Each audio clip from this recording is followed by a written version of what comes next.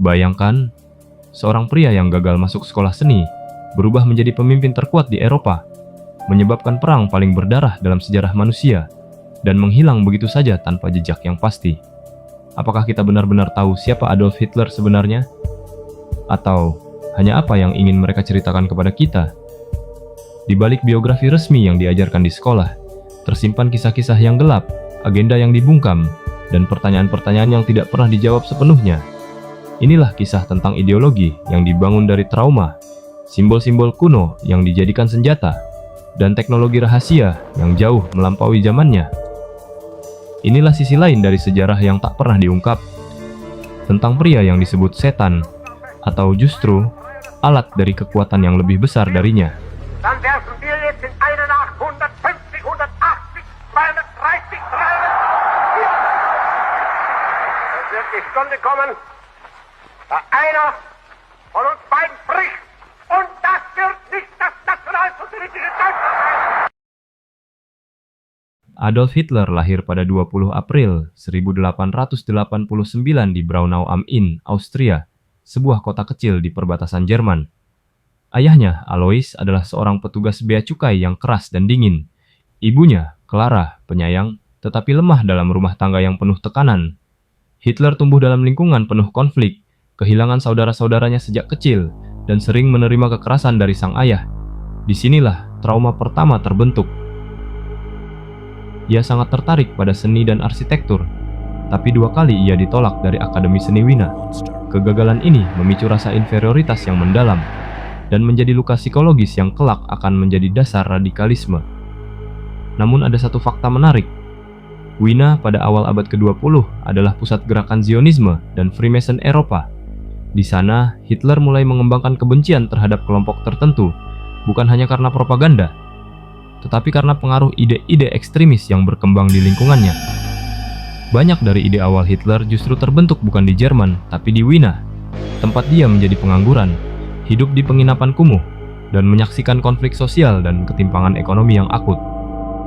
Ketika Perang Dunia I meletus, Hitler mendaftar sebagai tentara sukarelawan Jerman. Ia bertugas sebagai kurir di garis depan, dan selama 4 tahun dia hidup dalam parit-parit berdarah. Dia tidak pernah naik pangkat, tapi menerima 2 medali kehormatan. Namun yang lebih penting dari itu, disinilah ia mengalami radikalisasi total. Hitler mengaku mengalami penglihatan spiritual saat terserang gas mustard, dan saat itu ia merasa dipilih oleh takdir. Sejak saat itu, ia percaya bahwa dirinya bukan manusia biasa, melainkan alat dari sejarah. Pada akhir perang, Jerman kalah, kekaisaran runtuh, ekonomi hancur, dan Hitler, seperti banyak tentara Jerman lainnya, merasa dikhianati oleh musuh dalam negeri, kelompok-kelompok yang menurutnya tidak loyal terhadap bangsa Jerman. Inilah titik awal dari lahirnya ideologi Nazi. Kita sering menganggap simbol Nazi sebagai tanda kebencian, tapi tahukah kamu bahwa simbol swastika sudah digunakan ribuan tahun sebelum Hitler lahir?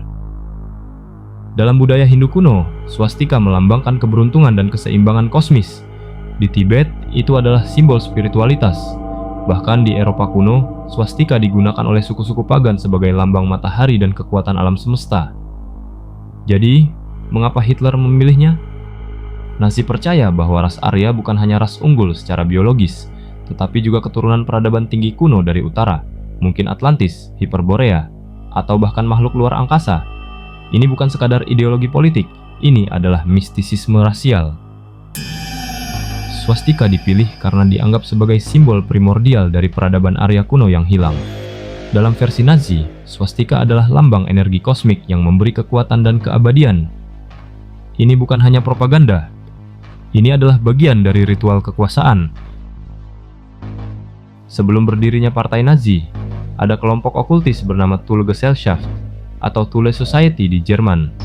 Kelompok ini menggabungkan teori ras Arya, mistisisme Tibet, dan antisemitisme ekstrem. Thule percaya bahwa dunia dikendalikan oleh kekuatan gelap, dan hanya ras murni Arya yang bisa membebaskan dunia. Anggota-anggota awal partai Nazi seperti Rudolf Hess, Dietrich Eckart, hingga Heinrich Himmler, semuanya adalah anggota Thule. Bahkan Adolf Hitler diyakini direkrut dan dibimbing secara spiritual oleh Eckart, seorang mistikus dan penulis naskah teater yang mempercayai adanya energi magis dalam kata-kata dan pidato. Pada tahun 1938, Nazi mengirim ekspedisi rahasia ke Tibet. Tujuannya mencari akar ras Arya dan menjalin kontak dengan para biksu yang dianggap memiliki pengetahuan kuno tentang dunia dalam bumi. Mereka juga melakukan misi rahasia ke Antartika, sebuah wilayah beku yang diyakini oleh sebagian kelompok mistis sebagai pintu gerbang ke dunia bawah tanah bernama Agartha. Beberapa teori menyebutkan bahwa Nazi menemukan atau membangun pangkalan rahasia di sana. Setelah perang, banyak kapal selam Nazi terlihat menuju arah selatan dan tidak pernah kembali.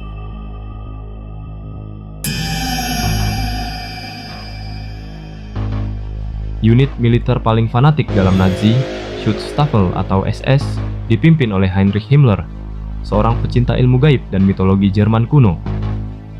Markas besar SS di Wewelsburg Castle diubah menjadi kuil spiritual dengan desain melingkar yang menyerupai meja bundar Arthurian, simbol rune kuno, dan ruang ritual rahasia. SS bukan hanya pasukan elit, mereka adalah pasukan ideologis yang menjalani inisiasi spiritual dan upacara seperti ksatria zaman kuno. Jadi, Nazi bukan sekadar gerakan politik, tapi sebuah sekte yang membangun sistem ideologi dengan akar mistik, teori kosmis, dan pencarian akan kekuatan gaib. Di balik pidato-pidato Hitler yang membakar semangat, tersembunyi strategi simbolis untuk mengendalikan pikiran massal melalui lambang, warna, dan ritual. Tapi, apakah semua ini hanya sekadar ideologi gila? Ataukah memang ada sesuatu yang lebih dalam, lebih kuat, yang dikendalikan oleh Nazi secara diam-diam? Pada bab selanjutnya, kita akan menyelami dunia paling tersembunyi dari Reich. Ketiga, proyek-proyek rahasia Nazi, termasuk teknologi yang diklaim lebih maju 50 tahun dari zamannya. Apakah ini hasil dari sains?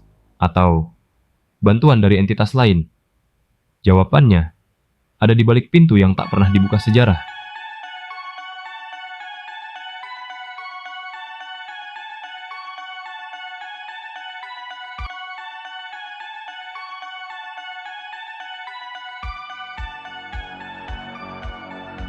Di tengah reruntuhan perang Dunia II, pasukan sekutu menemukan sesuatu yang aneh. Catatan teknis, rancang bangun senjata, dan laboratorium rahasia yang tak sesuai dengan teknologi zaman itu. Bagaimana bisa Nazi, yang baru saja kalah dalam pertempuran besar, memiliki cetak biru pesawat tanpa baling-baling, senjata suara, bahkan senjata berbasis medan magnet? Apakah ini hanya eksperimen gagal, atau bukti bahwa mereka selangkah lebih maju dari dunia saat itu?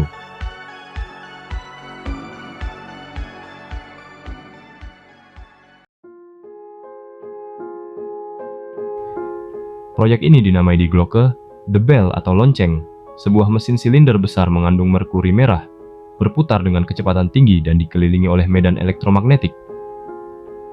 Menurut laporan dari ilmuwan Nazi dan dokumen bocoran CIA, alat ini mampu menciptakan medan anti-gravitasi dan bahkan mengganggu waktu lokal di sekitarnya. Sebagian teori menyebutnya sebagai mesin waktu. Pusat eksperimen ini berada di fasilitas bawah tanah rahasia di Polandia, dekat struktur beton yang kini dikenal sebagai The Henge, tempat yang masih berdiri dan dijaga ketat sampai hari ini. Apa sebenarnya tujuan dari Die Glocke? Senjata, transportasi, atau komunikasi antar dimensi? Sejak tahun 1930-an akhir, Nazi sudah mengembangkan pesawat berbentuk piring terbang. Gambar dan dokumen dari arsip intelijen Inggris dan AWS menunjukkan sketsa pesawat tanpa sayap dengan sistem propulsi magnetik, teknologi yang baru dikenal di dunia puluhan tahun setelah perang berakhir. Setelah perang, banyak insinyur Nazi yang dilindungi dan dibawa ke Amerika melalui operasi Paperclip, termasuk Wernher von Braun, arsitek roket NASA. Pertanyaannya, apakah Amerika menyembunyikan teknologi Nazi atau justru memanfaatkannya untuk menguasai ruang angkasa?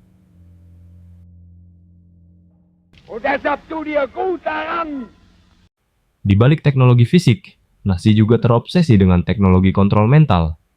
Melalui proyek-proyek seperti Lebensborn, anak-anak diprogram secara genetis dan ideologis untuk membentuk generasi baru ras unggul. Di kamp konsentrasi, ribuan orang dijadikan kelinci percobaan untuk eksperimen psikologis, termasuk hipnosis massal, reaksi terhadap trauma ekstrem, dan rekayasa neurologis.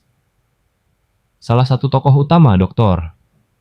Joseph Mengele, dikenal sebagai Angel of Death, melakukan eksperimen genetika dan kembar yang sampai hari ini masih menjadi rujukan kelam banyak ilmuwan bayangan. Setelah perang, Mengele menghilang, dan sejumlah peneliti yakin ia melanjutkan pekerjaannya di Amerika Selatan. Nazi juga mengembangkan senjata berbasis gelombang suara dan magnet, dikenal sebagai sonic weapons. Senjata ini diklaim bisa menyebabkan pusing, muntah, hingga kematian dari jarak jauh tanpa peluru.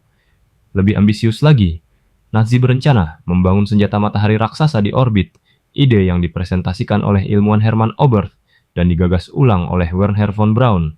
Tujuannya, menembakkan panas dan cahaya terfokus ke wilayah bumi yang ingin dihancurkan. Akhir perang bukanlah akhir dari eksperimen Nazi. Ratusan ilmuwan Jerman dibawa ke Amerika, Inggris, dan Uni Soviet dengan imbalan bebas dari tuntutan perang. Di balik kedok ilmiah, banyak yang percaya bahwa proyek-proyek seperti MK Ultra, Area 51, bahkan program luar angkasa awal NASA adalah lanjutan dari kerja gelap Nazi. Teknologi Nazi bukan sekadar catatan sejarah, ia adalah warisan gelap yang tersebar di tangan mereka yang menang dalam perang. Pertanyaannya, jika teknologi itu benar-benar ada dan digunakan, kemana perginya para penciptanya? Apakah semua ilmuwan Nazi ditangkap? Atau ada yang kabur, membawa pengetahuan itu ke tempat yang tak bisa dijangkau oleh hukum?